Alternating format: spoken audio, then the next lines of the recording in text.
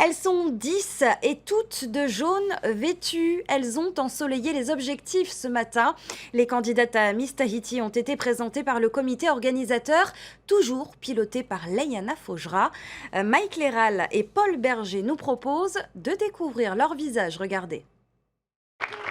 Les premiers pas devant les caméras sont toujours une épreuve, mais les candidates de cette année y étaient visiblement bien préparées. Suivez-moi sur mes réseaux sociaux et je vous dis à très vite. Surtout, n'oubliez pas, je suis votre petit A numéro 6. Après 2 années sous chape sanitaire, Miss Tahiti retrouve son format initial avec un gala le 4 juin et une élection le 24 juin. Les candidates ont donc encore un mois pour se préparer, mais elles savent déjà quelle cause elles vont défendre si elles sont élues. Il y a quelques années, mon père est décédé d'un cancer du poumon. Il avait 42 ans. Donc c'est une cause que j'aimerais soutenir et qui me tient très à cœur. En 2020, j'ai perdu tragiquement mon ami Heimata Newfer, que la Polynésie doit sûrement connaître, dans un accident de voiture. Ça a été une période très difficile pour moi, pour ses parents. Jusqu'à aujourd'hui, nous le pleurons toujours.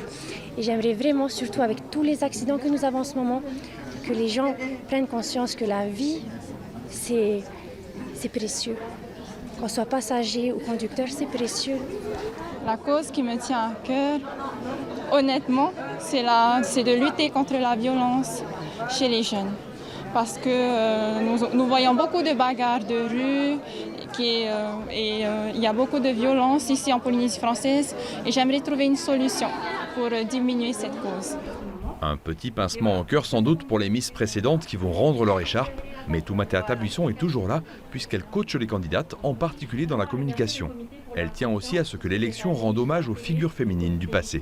C'est vrai que depuis quelques années maintenant, Miss Tahiti prend à cœur de valoriser la Wahine Tahiti, donc notamment lors de mon année où il y a eu la présence de Miss Tahiti.